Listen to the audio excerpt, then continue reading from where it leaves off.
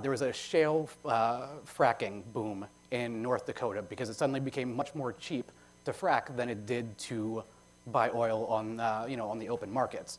So you would literally have these towns that would spring up overnight. But towns spring up overnight and there's nothing for anybody to do there. Like there's no bars, there's no restaurants, there's nothing that we enjoy. And some of the traffickers realized that this might be a prime opportunity to sell some of the trafficking victims. So what you see here is around, I'm gonna say that's May, the traffic shoots back up. That red line is a log P value, meaning that goes off the charts. It means that you're seeing a large, large increase. And then I hit a wrong button. There we go, thank you.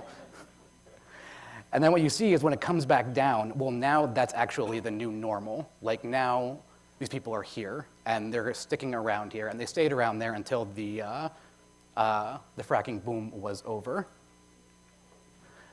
So, a couple months ago, there were a couple of things that happened, all in rapid succession.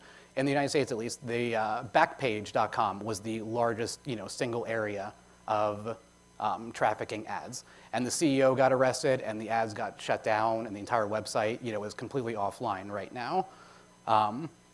And then all of these other sites kind of got scared about that because, they're promoting illegal activity, human trafficking, obviously illegal. So all of these other sites shut down, and then there was a act in Congress, FOSTA, that got passed that said that anybody who, and this is an exact quote, owns, manages, or operates an interactive computer service with the intent to promote or facilitate the prostitution of another person is now liable. It's an interesting law because there's debate about whether or not it actually applies to like Mark Zuckerberg, for example, because if something happens on Facebook that facilitates human trafficking, does this law apply? But the end result is that all of these websites went down. So the question is, there we go. Is online sex trafficking era about to meet the delete key? The answer is no, unfortunately. For better or worse, these ads are here to stay. And just because they were largely focused, these servers were largely focused in the United States, doesn't mean that they're not gonna find some other place to go to. So even recently, we've started to crawl, I think, like a dozen more websites, and a lot of the servers are based overseas, or they're a lot more, they're a lot more subtle about the ways in which they promote this kind of activity. So all of this information is still being online. It's gonna take a couple months for all of it to shake out, but in the very near future, we expect that all this information will come back and all of these tools they're still of use, but all of these tools will be at just the same level that they were months before when Backpage was still operating and as the main provider. So thank you for listening to the presentation. If you have any questions, you can email me or just talk to me, after this. That's also nice too.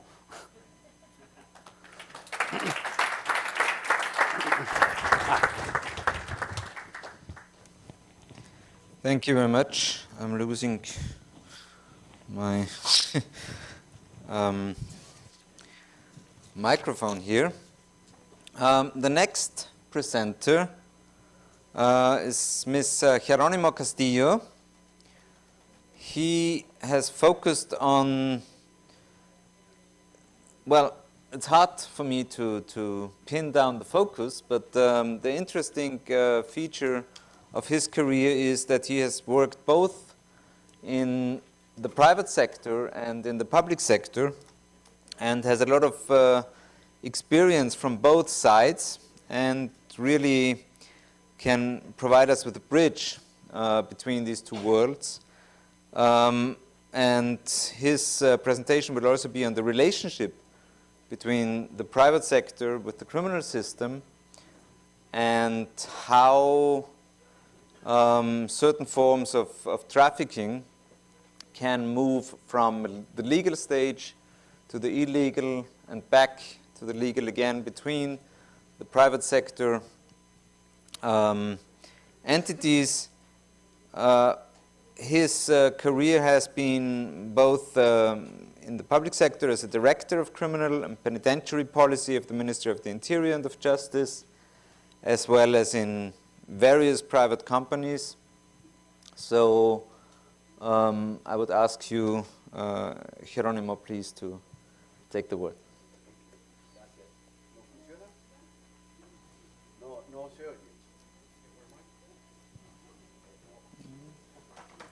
Maybe, I think if you...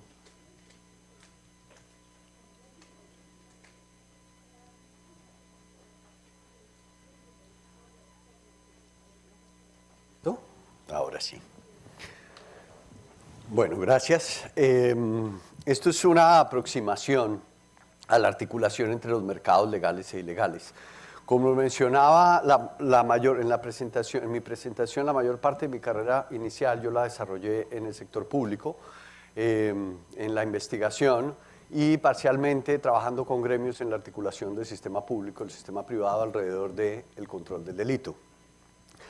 En el año 2012 tuve la oportunidad de entrar a British American Tobacco como el gerente contra el comercio ilícito, que era como entrar, digamos, a las entrañas del diablo mismo, en la medida en que la industria del tabaco pues había sido hasta el año 2010 en Colombia una industria altamente cuestionada que había desarrollado, digamos, todo el mercado de consumo de cigarrillos en América Latina entre la legalidad y la ilegalidad, pero en el momento que yo entré, debo reconocer, ya estábamos totalmente dentro de la legalidad, pero teníamos el gran competidor que era el mercado ilícito de cigarrillos que todavía existía. Era una preocupación compartida por Philip Morris y British American Tobacco. Eso pues implicó una etnografía porque implicó, digamos, trabajar bajo una lógica y es a usted le pagan una cantidad de dinero por traer una cantidad de dinero. O sea, no es como en el sector privado público donde usted, digamos, puede pasar años con un sistema de prisión inconstitucional, como en el caso de Colombia, y no pasa nada. Aquí o usted produce o se va. Y eso, pues, digamos, implica una etnografía. ¿Qué se trabajó? La base oficial de incautación de la policía, que es la forma natural de entender las actividades delictivas. Y es a partir de los procesos de incautación y cómo los incauta. Pero eso se empezó a mezclar con el registro de importaciones y exportaciones de cigarrillos para poder dar una imagen de cómo entraban los cigarrillos en Colombia, y ahora voy a explicar por qué era útil, con una base de datos de mercado de cuál era el comportamiento del sector del consumo de tabaco en el país, en la ciudad, y una base de datos sobre el registro específico de los puntos de venta. Se hizo un análisis geográfico, en ese momento Boris y yo ya nos conocíamos, Boris tuvo la amabilidad en su momento de hacer un trabajo para British American Tobacco sobre el análisis geográfico, y después al regreso a la FIP tratamos de hacer, digamos, un modelo de estimación para poder mirar el impacto de esas intervenciones que habían sido hechas desde el trabajo en la empresa privada. A mí me parece que hay tres errores, a nosotros nos parece que hay tres errores que son importantes superar cuando uno entiende el crimen organizado y las actividades ilegales. Una, nosotros tendemos a ver estos mercados de extremo a extremo, y me refiero, por ejemplo, a las drogas. Nosotros tendemos a ver el problema, uno, en los cultivadores, dos, que es un extremo, o en el siguiente extremo, que es el extremo del dealer que tan profundamente nos ilustró Boris, en las ciudades, y en una tercera medida el consumidor. Los grupos delincuenciales, los malos, siempre están en la mitad dentro del gran bloque de la caja negra, pero nosotros desconocemos realmente qué pasa entre este cultivador y entre este dealer. Sin embargo, todo nuestro esfuerzo de política criminal está concentrado en atacar esos dos extremos. Segundo, tiende a observarse desde el ángulo de la violencia, y es la caja de los grupos delincuenciales. Todas las actividades del crimen organizado se ven, digamos, con estas personas armadas, disfrazadas, digamos, de militares o actuando como militares, bajo lógicas militares en los terrenos, pero no necesariamente esa parte de la cadena negra pertenece a ese tipo de personas que están, digamos, nadie puede guardar sus dineros por debajo de la tierra, y sabemos mucho de la participación de los bancos, pero conocemos muy poco sobre esas otras actividades de los delitos de cuello blanco que están insertos y son los que dinamizan la ilegalidad. Si podemos cambiar ese paradigma, y sé que esto es una conferencia de estadística, y perdón que yo me vaya un poco a tratar de contextualizar la estadística, pero si no cambiamos la evidencia, si no cambiamos nuestra forma de pensar, toda la evidencia que hagamos para sostener la política es totalmente irrelevante. O son unos buenos ejercicios muy interesantes, pero digamos de poco impacto. Y el tercero, se subestima la legalidad como un factor dinamizador, que tiene que ver con esto. Y el caso del oro en Colombia es fabuloso. Colombia incrementó sus exportaciones de oro en 80 toneladas, pero ese incremento se produjo básicamente porque en el origen de la elaboración del oro, digamos de la extracción del oro, se produce la ilegalidad. Lo que pasa es que es ilegal sacar el oro de una veta sin el debido título minero, Pero en el momento en que yo se lo entrego a una persona para que me lo convierta en una barra de oro, yo inicio un proceso de legalidad fabuloso. Entonces el problema está en una persona que gana menos del salario mínimo y que está sacando el oro. Y esa es la forma, digamos, como concebimos. Creo que la estructura del comercio ilícito del tabaco le permite a uno entender, digamos, esa visión o una visión distinta de lo que deberíamos o cómo nos deberíamos aproximar a las economías ilícitas. No tiene efectos violentos, a pesar de la relación que Boris hace con los homicidios. Lo que pasa es que la pobreza y los homicidios a veces coinciden, no necesariamente guardan una relación causal. Los cigarrillos baratos se venden, digamos, en las zonas de menor estrato. Y finalmente, pues las estructuras legales son, vuelvo y digo, las que dan el dinamismo. Este es el mercado legal, y voy rápidamente aquí a pasar. Digamos, Paraguay y Uruguay son, digamos, las principales fuentes de producción de los cigarrillos en Latinoamérica. Es legal. Se produce la exportación hacia Aruba o hacia Panamá. Es legal. En Colombia ingresa a través de la zona de régimen especial aduanero, que es una zona que está en la cabeza, esa que forma Colombia, donde usted puede importar cigarrillos y alcohol, siempre y cuando los vaya a reexportar sin pagar el respectivo impuesto al tabaco. Eso hace que se genere una brecha de precio con respecto al cigarrillo que es vendido. Es legal. ¿Cuándo empieza a ser ilegal? Empieza a ser ilegal cuando usted, después de estos 3 municipios, que son Uribia, Manaure y Maicao, lo ingresa al resto del país para poder contaminar, digamos, el resto del mercado legal. Ahí empieza a ser ilegal. ¿Delictivo? Depende. Depende si es por encima de 30 salarios mínimos mensuales, por lo tanto las cantidades también están por debajo, y lo cual lo convierte en una contravención administrativa. Pero para la industria tabacalera es mucho mejor presentar que esto es una gran actividad delictiva y que está asociada a los grupos delincuenciales, a pesar de que no exista la relación y que si estuviera vinculado a los grupos delincuenciales sería menos rentable de lo que realmente es. El origen, pues, como lo mencioné, es paraguayo, chino, uruguayo, un 57% viene de América Latina. El origen de Aruba y Curazao en un 51%, en Panamá de un 30%. Aruba y Panamá, digamos, por periodos pasa el 50% a Aruba, pasa el 30% a Panamá y después viene por otras fuentes. Y en el año 2014 se concentraba en 37 importadores, de los cuales 8 concentraban el 70% de esa importación. O sea, era un fenómeno muy focalizado en un grupo de importadores que importaban legalmente a Colombia. Después, pues salía de las fronteras, de la zona de régimen especial aduanero. La información de la policía era muy útil y gran parte de las incautaciones que se realizaban en el municipio de Maicao. Nadie entiende muy bien por qué, porque ahí el producto era legal. Nadie sabe por qué la policía incautaba ahí. Lo que está claro es que la incautación de la policía está por debajo del 10% del total del producto ilícito que ingresa al país. Pareciera ser una forma de pago o de relación entre lo que juegan las estructuras del Estado con este tipo de comercios. Después, lo que se encontraba era que el 60% estaba en carreteras y 30% en los depósitos.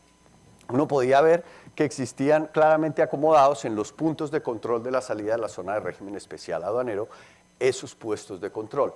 Tristemente, cuando usted observa y hace el análisis geográfico, se da cuenta que existe una diferencia entre esos puntos de control y una serie de vías que se van dejando libres alrededor de todo el territorio.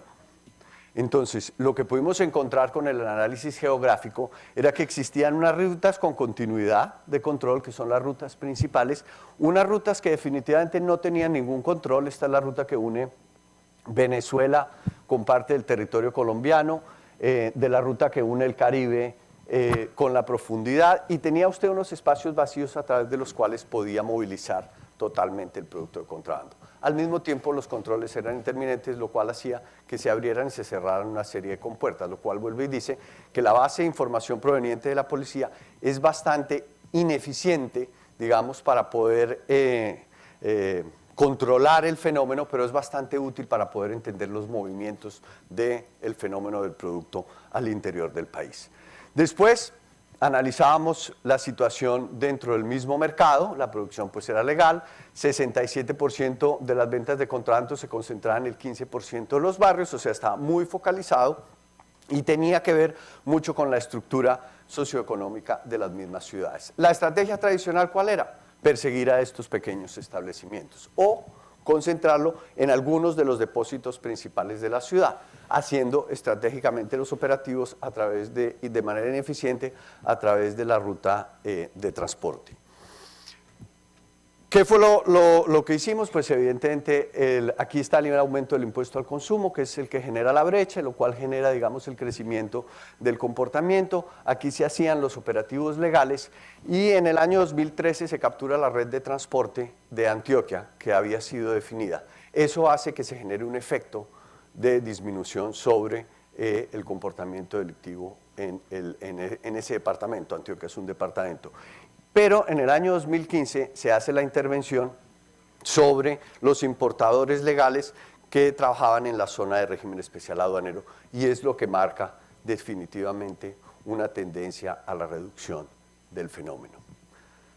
Eso me permitió estar 4 años en British American Tobacco, no, mentira, 5 años en British American Tobacco, después pasar 1 año a Diageo, la mayor firma de alcohol en el mundo, y la meta era terminar en la industria legal de la marihuana, pero finalmente regresé a la investigación. Gracias.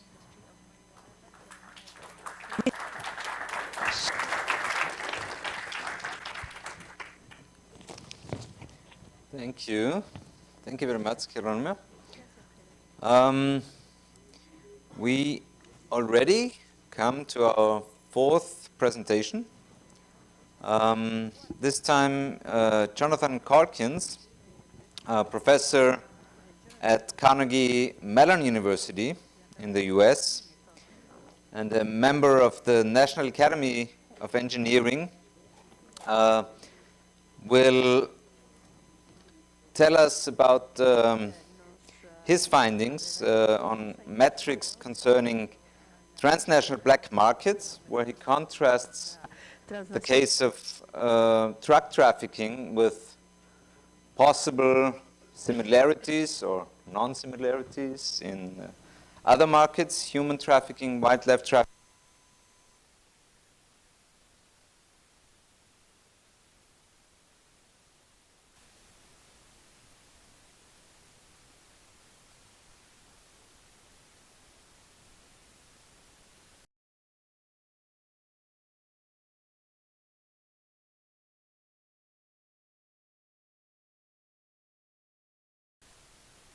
Políticas, investigación en políticas antidrogas y eso en análisis de sistemas e investigación sobre operaciones va a intentar decirnos qué es lo que involucra ese aspecto. Muchas gracias por la introducción, gracias a todos los organizadores de esas conferencias. Entonces ahora voy a hablarles entonces de esos contrastes en los mercados ilícitos, el mercado de vida silvestre, de la trata humana y el mercado del tráfico de drogas.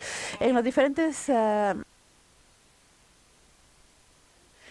características importantes, pero hoy día voy a comparar básicamente 2 líneas en esta conferencia, pero diferentes características se pueden combinar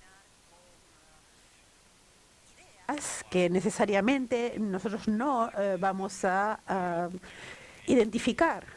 Entonces, en estos 3 negocios diferentes existen algunos puntos en común también y otras diferencias, pero los que están las preguntas que nos planteamos es si, por ejemplo, este tipo de crímenes o de delitos son consensuales para las drogas, sí, para la vida silvestre, sí, para trata humana, no, trata de personas. Luego vemos en cuanto para la vida silvestre, quizás se trata de productos no durables, pero podría ser también productos duraderos, como por ejemplo para fabricar teclados de pianos. Entonces, cuando hablamos de esas operaciones transnacionales, es importante ver cuál es el producto. No es un bien de consumo porque se está comprando y son poseídos por un negocio. Para la trata humana, por ejemplo, es un prostíbulo, no es un bien capital. Entonces,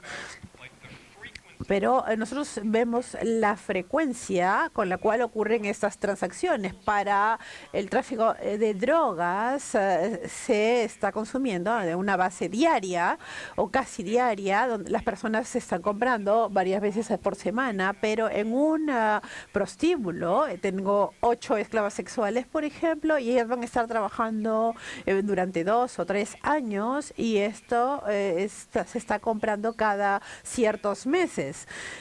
Entonces, la frecuencia y el volumen total de ventas está variando en diferentes magnitudes, pero existen algunos paralelos y algunas diferencias, y yo me voy a centrar entonces en las diferencias en cuanto a la efectividad de las respuestas por parte de los tomadores de decisiones, y la idea general en este punto es proactiva. Tenemos diferentes verticales aquí. Cuando nosotros, el pensamiento progresivo es el control para la trata humana, y además quizá esto queremos saber qué políticas toman sentido en esta perspectiva cuando estamos hablando de tráfico de drogas. Es algo que se ha investigado mucho más y es mucho más maduro.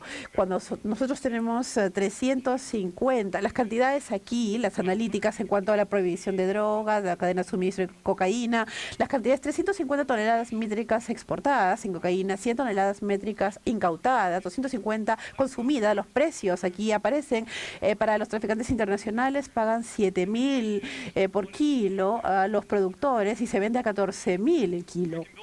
Entonces aquí tenemos este modelo de hoja de cálculo para describir el status quo de estas operaciones y el tráfico de drogas. Nosotros vemos que el ingreso no es igual al costo del bien vendido. Nosotros vemos esta constante cuando nosotros sacamos o retiramos esta incautación de 100 toneladas métricas. Vemos las diferencias. Nosotros vemos los supuestos de estos modelos. En los Estados Unidos se utilizan dos modelos distintos de cómo se conectan, cómo se está conectando los importadores a los usuarios finales en las calles. Nosotros vemos en cuanto a la hoja de cálculo, vamos a cambiar esta fila y la vamos a poner 0 y vamos a preguntarnos qué pasa con los precios para poder mantener una constante en las ganancias de los traficantes. Porque ellos van a tener que compensar estos riesgos, estos cambios en sus ganancias. Entonces vemos los números, pero si nosotros dejamos de incautar, entonces los precios van a caer y esto va a poder compensar y va a poder mantener las ganancias netas fijas por parte de los traficantes. Entonces esto es una reducción del precio en las calles. Cuánto va a depender de este modelo y las implicancias en cuanto a los usuarios finales, pero las incautaciones reducen el consumo, pero van a incrementar la producción, porque quizá ahora, cuando hablamos de grandes cifras, cuando nosotros incautamos 100 toneladas métricas, pero vamos a incrementar el consumo por menos de 100 toneladas métricas, y esto va a llevar a un incremento en la cantidad que se produce. Esto no es algo nuevo, ¿verdad? Porque cuando nosotros vemos esto, se suma a la tensión entre Estados Unidos y América Latina en cuanto al tráfico de drogas. Cuando los cambios que va a haber en el consumo, pero en América Latina vemos que se está incrementando. Entonces el problema se empeora porque incrementa la producción a raíz de estas incautaciones de las 100 toneladas métricas de cocaína. Nosotros vemos también que es mucho más difícil para mí poder parametrar esas operaciones y esos métodos. Pero vamos a ver cuáles son los resultados cuantitativos. Lo que nos van a mostrar es que cuando nosotros estamos incautando la vida silvestre que está siendo traficada, y vamos a reducir la cantidad que llega al consumidor, pero va a incrementar la producción. Y esto es algo negativo, porque la diferencia crucial entre estos dos mercados es el daño a la sociedad que viene de la del consumo de drogas, pero en este caso el daño viene de la producción o del daño que se le hace a la vida silvestre. Cuando nosotros ahora hablamos de el tráfico o la trata de personas con fines sexuales, tenemos estas grandes cantidades de menores que son traficados. Cuando vemos estas definiciones, si es un menor que está siendo traficado para fines de prostitución, de todas maneras es trata humano. Cuando vemos estas cifras de esclavos sexuales, según el autor Cara, llegamos a la cifra de 1.250, pero vemos estas operaciones que con una ganancia, como se indica en este cuadro, si nosotros vemos el mercado de la cocaína, podemos identificar organizaciones del mismo tipo por las ganancias que obtienen, pero ellos no son los reyes, no son los más importantes de esas organizaciones, pero vemos esos $20.000 por cocaína, pero se convierte en $60.000 por otras drogas de alto precio, simplemente al mismo nivel, porque existen diferentes organizaciones de traficantes de drogas, pero ahora en el lado de la trata humana nosotros vemos 1.250, entonces el número es mucho menor en estas organizaciones de trata humana en cuanto a los trabajadores no traficados, pero cuando nosotros tomamos el mismo número en un objetivo que solamente de 1.250 de todos estos criminales, esto sería un nivel muy alto, altísimo de riesgo. Vamos a ver, no vamos a decir que lo será, pero el mercado está más allá del equilibrio. Pero en cuanto a las analíticas, nosotros para poder ayudar a estas operaciones de identificación de los tratantes, van a ver que estas operaciones no funcionan para el ámbito del tráfico de drogas. Así estamos comparando el tráfico de drogas, la trata humana, pero si nos centramos en la víctima, ¿cómo funciona en términos económicos?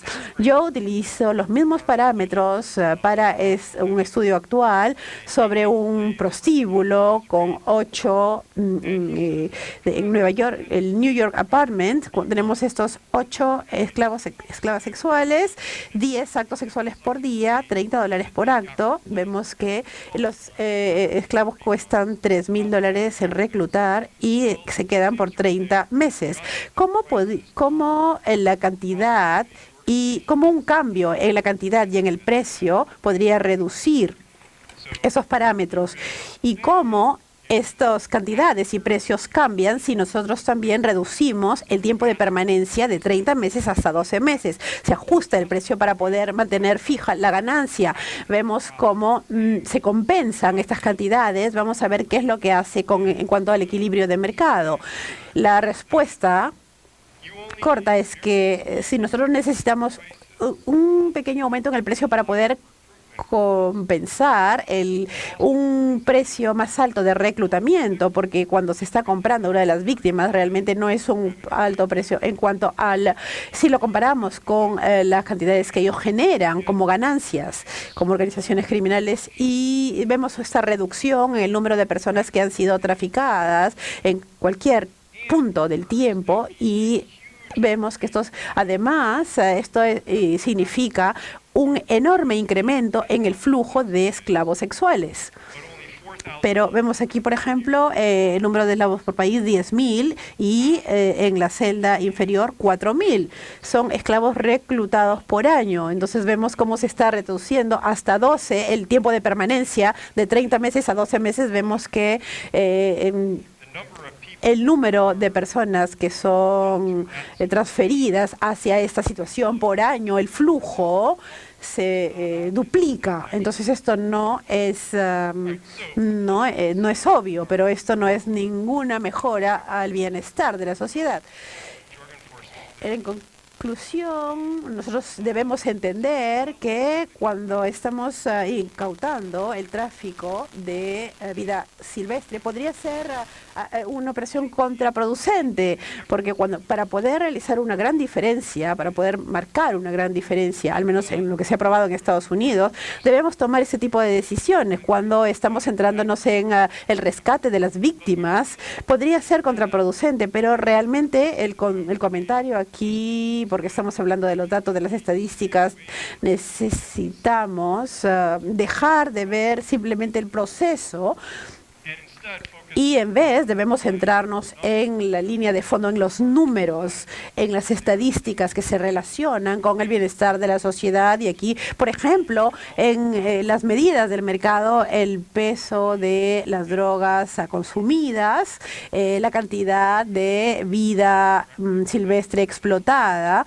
y cómo es la existencia y el flujo de las víctimas de trata humana, de trata de personas. Entonces, sabemos que estos tres paralelos deben pensarse de una manera distinta cuando se trata de qué métricas deben utilizarse, en qué nos debemos centrar, lo que se relaciona mucho más al daño, que no es lo más fácil de colectar. Muchas gracias.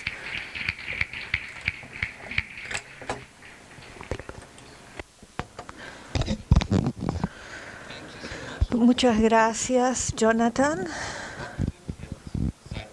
por estas consideraciones muy informativas de tres tipos de mercado. Es fascinante, una manera fascinante de ver las cosas. Ahora tenemos dos preguntas. Voy a tratar de leer lo que dice acá, pero casi no se puede. La letra está un poco complicada.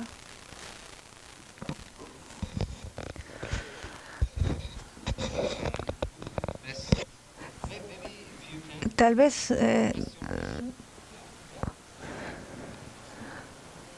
no se escucha. Tiene que prender el micrófono. No escucho.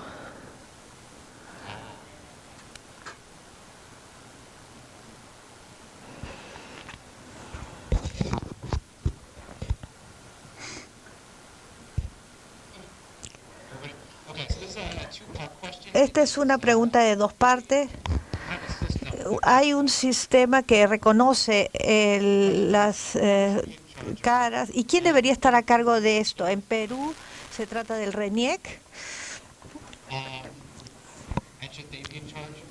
Ellos deberían estar encargados. Esto es una pregunta muy interesante y es una que puedo responder. Entonces,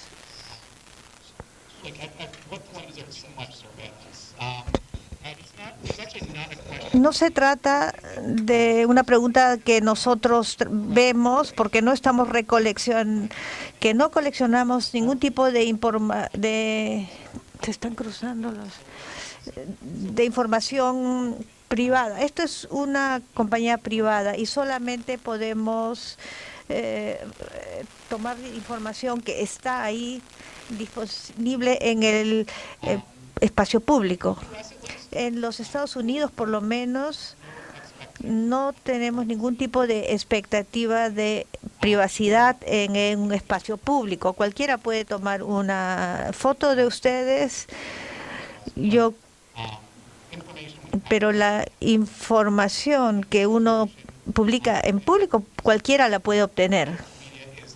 Y los medios sociales es un espacio público. Entonces, si uno sube ahí la información, cualquier persona podría coleccionar esa información. Pero sí entiendo la preocupación por el monitoreo.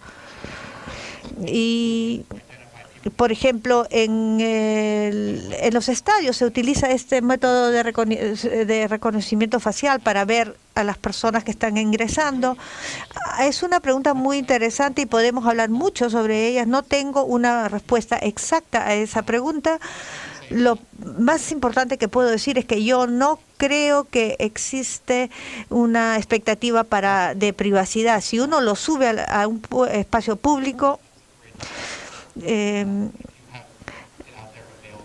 estará disponible. No, disculpa, ¿no he respondido a tu pregunta? Yo creo que tenemos un poco de espacio, de tiempo libre. Hay otra pregunta que se relaciona con los canales de distribución. ¿Qué herramientas podemos tener para detectar los mercados ilegales, trata de personas o dragos? Las operaciones legales utilizan plataformas legales para vender sus... son aplicaciones como Tinder o aplicaciones para hacer citas. Entonces, ¿cómo podríamos coleccionar datos de ese tipo de plataforma?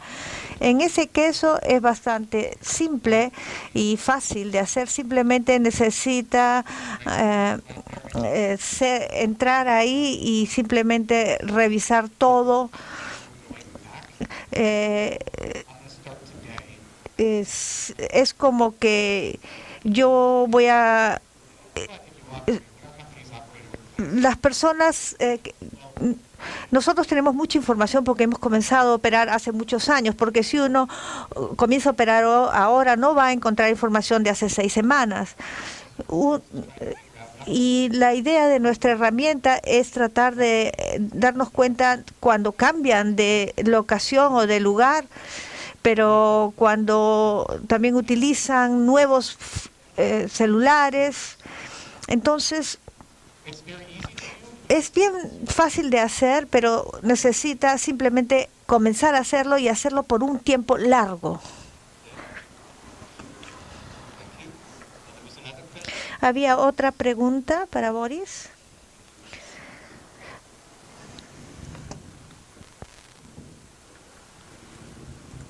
No sé.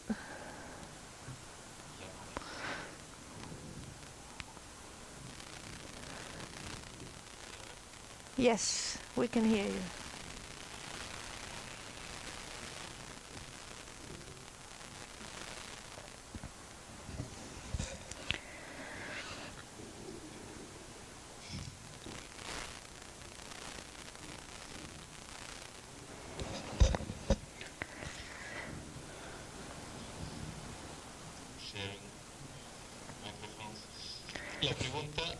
The question says, why did you take as the variable the theft of motorcycles to find those points of sale?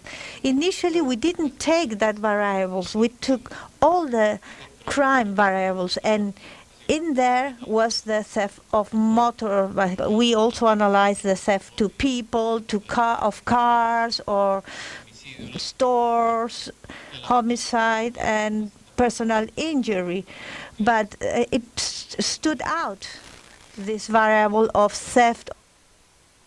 Motocicletas. Ahí entramos a ver, ya analizar esa problemática y su relación con el microtráfico. En Bogotá, especialmente, la venta de autopartes robadas es muy alta, en especial en las autopartes de motos, las partes de las motos. Se roban una moto, la desarman y venden cada una de esas partes en el mercado negro de repuestos. Eso por un lado. Por el otro, estas estructuras casi siempre tienen un vínculo con las motocicletas, porque son como un símbolo de poder, de estatus, entre mejor tenga la moto de más cilindraje, la moto es como un símbolo de estatus dentro de estas comunidades. Por eso se relaciona mucho el hurto de motos. Y también, ya un caso más extremo, la relación entre fleteo. Los fleteos son los hurtos que se hacen con medio a personas que sacan plata de los bancos. Casi siempre estos hurtos se hacen con motocicletas. Entonces siempre hay una relación no tan directa, pero sí una relación espacial entre el hurto de motocicletas y los mercados o la probabilidad de que exista un expendio de droga.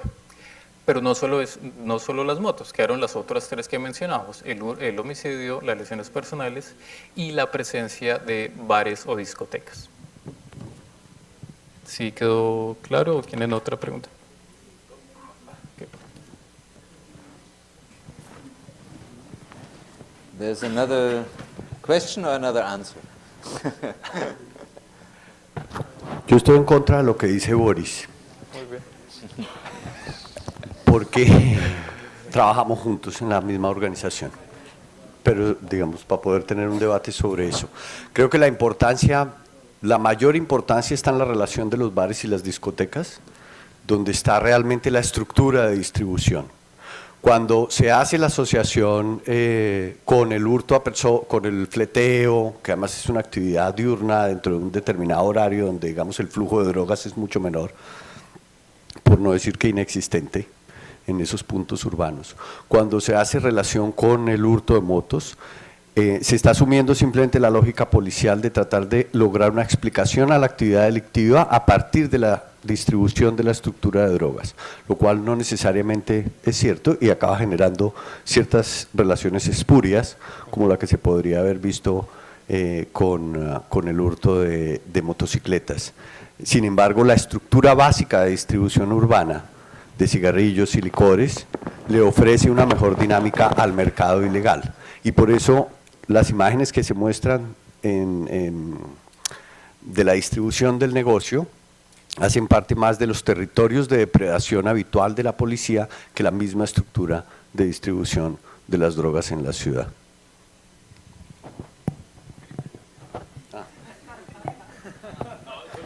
Le estamos poniendo emoción a esta cosa, Michael. Claro, se mencionaba una relación.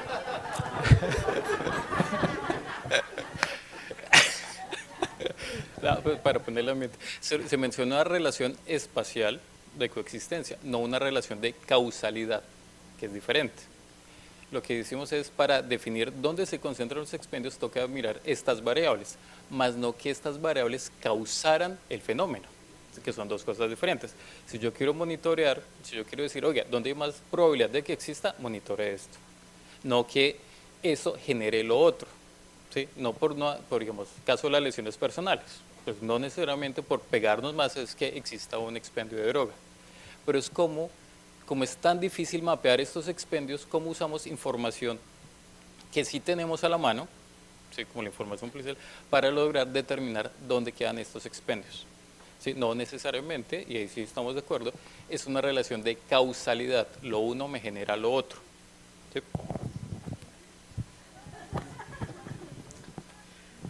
Yo insisto que eso acaba ahondando un poco en los prejuicios de la violencia urbana y no termina del todo de explicar la estructura de distribución de las drogas en una ciudad, pero vamos, eso hace parte del centro de pensamiento.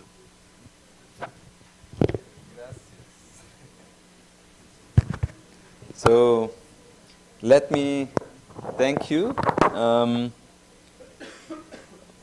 the two gentlemen from the Fundación para la Paz de Colombia, and Y también a Marinus Analytics, gracias a Jonathan de Carnegie Mellon. Creo que ha sido un panel bastante interesante con diferentes focos y fuentes de información que podrían utilizarse o explotarse. Y nos vemos en el siguiente panel. Gracias.